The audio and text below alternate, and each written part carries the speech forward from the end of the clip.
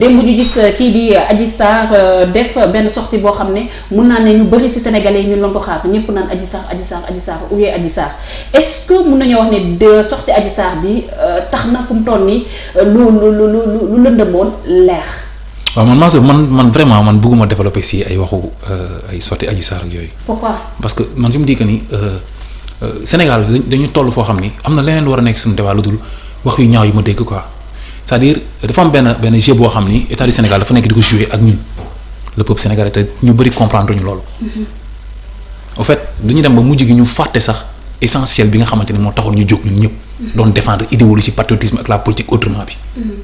loolu moo ma metti ci man au fait. dañu mujj bàyyi li taxoon ñu jóg di xeex ñun te li taxoon ñu jóg di xeex mooy principe idéologie bi nga xamante ni mooy tàqalikoo ak France. mooy am président boo xamante ni dafa ñëw ne moom day dagg cordon ombilical bi mooy am président boo xamante ni day ñëw ne moom dañuy génnee franc CFA jëndi impérialisme sànni ko fële am président boo xam ne suñuy réalité ak suñuy ngëm-ngëm mais loolu lañ doon xeex ñun xeexuñu ay viol ak ay mërs nekkuñ ci dëkk boo xam dañuy taxaw jàkkaarloog Serigne Mountakha di xool sëñ Maay Ñas di xool kilifa yi jàngu bi di xool ñëpp di xool ñu teg benn xale bu jigéen mu taxaw di wax ay ginnaaw la doon sëy man nag sëy nag man nangam toute une nation peuple lëmb taxaw concentré wu ci benn wax yu mel noonu quoi ñu war ko xëy war ko def débat war ci nekk c'est dommage c'est malheureux donc man loolu man mënu ma ci attardé wu quoi parce que ñun li tax ñu jóg man sax xam nga lan la dañ ne waa ji dafa violé ndaw si viol yi ñu wér lu wóor ñuy wax ak éléments yi ñu teg yëpp xam ne fii viol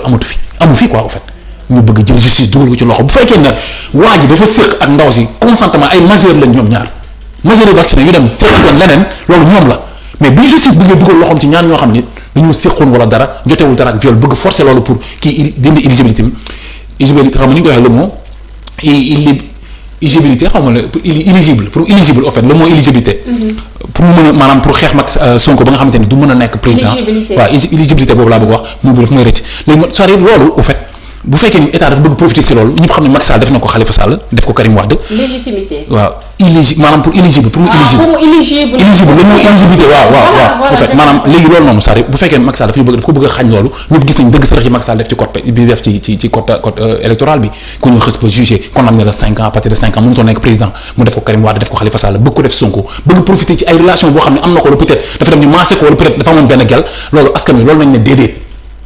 mais du ay mërs moo tax ñuy jug ñun défendre ñu Sonko parce que dafa am gel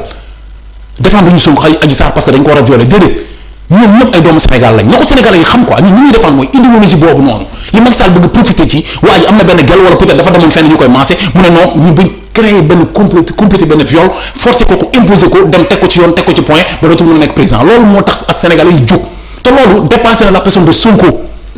ça dépasse la personne de Sonko. mais Abdou Karim su ma déggee sa wax bi en plus j'adhère à tes propos c'est malheureux Sénégal ku ñu toll fu mu toll nii ci ay affaires yi wax yoo xam ne peut-être dans 10 ans ci gannaaw kenn xalaatoon Sénégal mu am débat boo xam ne dañuy wax wàllum sexualité wàllum mœurs fii nii parce que loolu bokkut suñu aada ak suñu cosaan mais est-ce que loolu aussi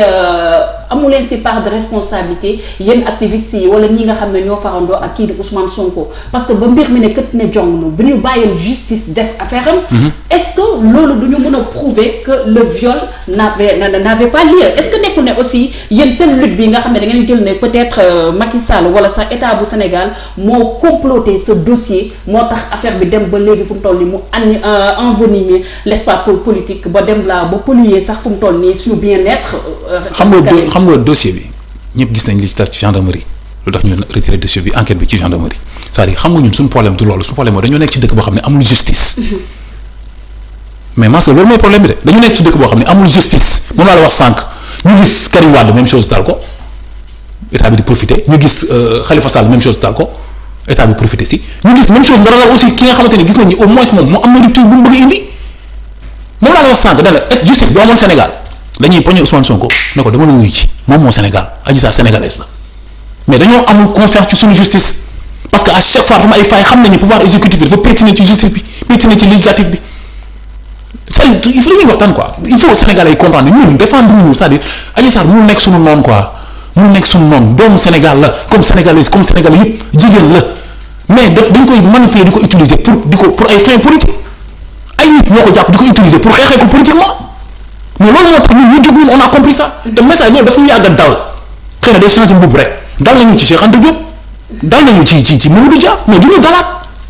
léegi loolu moo tax ñu ne nag li nga xam ne à chaque fois parce que li nga xam ne à chaque fois day dal Sénégal ci candidat boo xamante ni gis nañu kii dafay taxaw uniquement par réalité sénégalais yi par rapport suñu ngëm-ngëm pour jëndi ko non amical bi pour taxal ko tubaab bi pour imposer ba Sénégal dundee lu ñu moom fexe ba dindi lépp intérêt yi Macky Sall jël lépp jox ko tubaab yi loolu ñun dañuy dindi dañ koy xeex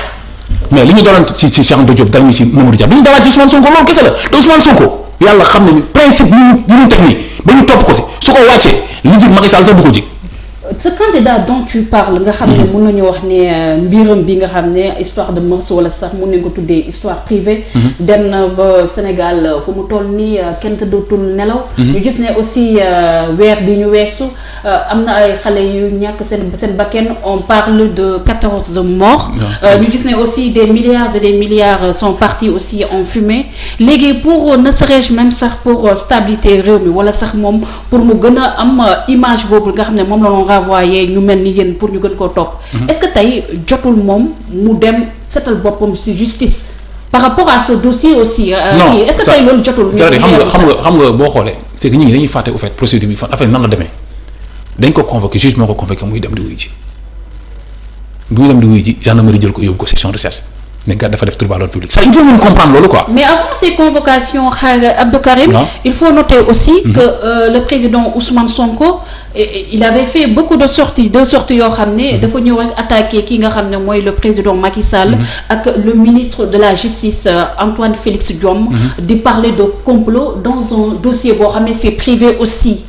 dossier privé. voilà dossier bu privé boo xam ne femme bi ñu violé sax fi mu ne nii moom moo raw garde du corps moo raw li mu am ci sécurité sax président bi am ko c'est-à-dire dañuy waxtaan na mais c'est normal la vie est en danger non man je suis man psychologiquement quand tu vois la fille tu sens carrément traumatisé. xam nga la dama ni Sénégalais yi nañu fexe ba état du Sénégal na jël ay responsabilités fexe ba ma ay saar ñu teg ko ci sécurité bu wóor. dara bañ koo jot. ñun dañu war a veiller ci loolu que dara bañ ko jot te na Sénégalais yi xam ni état du Sénégal mën nañ ko sax def dara jiñ ko beneen côté bi loolu c'est très important dama ni. vice versa aussi. merci non c'est-à-dire non attends kenn du am accès si moom c'est-à-dire man dama gëm ni. buñ ko nañ ñu dimbali rek bàyyi ko may ko jàmmam quoi dama ni xale bu jigéen bi kii dañ ko utiliser yërëmuñ ko kii jërëm la. amul yaay dafa màggawul ak yaayam. comprendre nga nekk koo xam ne loolu déjà yaay dafa am benn rôle bu am solo bu muy jur ci doom. ku ne xam ne mère maman lu muy joué ci jigéen doom bu jigéen. amu ko loolu day joué ci moom léegi état utiliser ko encore di ko utiliser di ko manipuler muy taxaw pour ñoom ñu des ci pouvoir wala ñu utiliser affaire ay fins politiques loolu laa ma ne loolu dafa ñaaw ci réew mi. bu ñu demee ba ay nit dee ay 14 ans 20 ans 18 ans 17 ans dee ci ay manifestations ñu xëy. nit ñi di jooy pareeguñu ñu tegal ñu Adji Sarr mu naan ay ginnaaw la doon sëy ak man ak c'est-à-dire loolu quoi foofu laay wax ak wax ji dem ba yegg ci kilifa yi nga xam ne ay ñun Serigne Mountakha yegg foofu noonu kon état du Sénégal moo delluwul ginnaaw ci loo xamante ni ñëpp xam nañ ni viol amu fi non ma sœur nañu waxante dëgg viol amul nit wax nañ lu nekk Ousmane Sonko góor la quoi nit la du malaaka mën na dem def ay erreur am mën na am peut-être li mu séq ndaw si wóoruñu ñëpp xamuñ si dara mais ma ne viol amu fi fu viol amul nag loolu war fa am droit léegi ñoom dañu bëgg utiliser bi justice bi nga xam ne ñu ngi koy manipuler bëgg jaay doole Ousmane Sonko pour jàpp ko tëj ko parce que arrangé wul leen parce que arrangé wul tubaab bi parce que arrangé wul système bi fi nekk loolu nag ñu askanu Sénégal ne non ñun xamee nañ nag manifestation bi am ñun wane seen bopp wane ko ci bépp angle wala ni on a compris mais ku yaakaar ni dañuy taxaw défendre Ousmane Sonko ci mu am muy ne am gel wala muy dem di foo yaa ngi nax sa bopp ku yaakaar dañuy xalab xale bu jigéen bi parce que dafa feneen Ousmane Sonko déedéet yaa ngi nax sa bopp parce que fii ku ndey ak sa bàmmeel Ousmane Sonko du ñu fekk suñu bàmmeel nañ waxante dëgg quoi li ñu mën a wax xam lan la mooy yoon moo bëgg dugal ci loo xamante ni injustice lañ bëgg dugal ci biir dossier bi nga xamante ni dossier bi viol amu ci te élément yëpp wane na ne dossier bi viol amu ci ñu taxaw ne non faut arrêter. dëgg la mais Abdou Karim ñu génn un tout petit peu si déclaration à Adji Sarr parce que man bon damay nekk mal à l'aise di wax aussi. non man mënuma sax wax man mënuma sax wax parce que dafa ñaaw quoi Sénégal yëpp toog di seetaan benn nit mu wax yu ñaaw amul te loolu Macky Sall la Macky Sall moo irresponsable Macky Sall moo respecté woon suñu kilifa dëkk bi parce que suñu taxaw woo na ko wax ak ñoom kilifa yi wax nañ ci lii muy def xam nañ viol amul lii dossier bi dañ ko war a teg ci suuf parce que du dëgg. Macky Sall moo wax ci kanamu askan Sénégal ñëpp gis ko mu ne am na dossier yoo xamante ni moom moo ci teg tànkam parce que bu ko procureur waxee ministre de la justice waxu ko mu xool ko xam ne kii bi ñu ko jàppee am ay du bees moom da ciy teg tànkam. mais Macky Sall mooy responsable lii ma sœur. mais Abdou Karim est-ce que bu ñu attaqué Macky Sall rek ci dossier bi aussi duñu fausser le débat. parce que déjà xale bu jigéen bi en personne moom mun nañu wax ne carrément il a disculpé le président Macky Sall par rapport à cette histoire aussi Abdou Karim. njàpp ci diine l'islam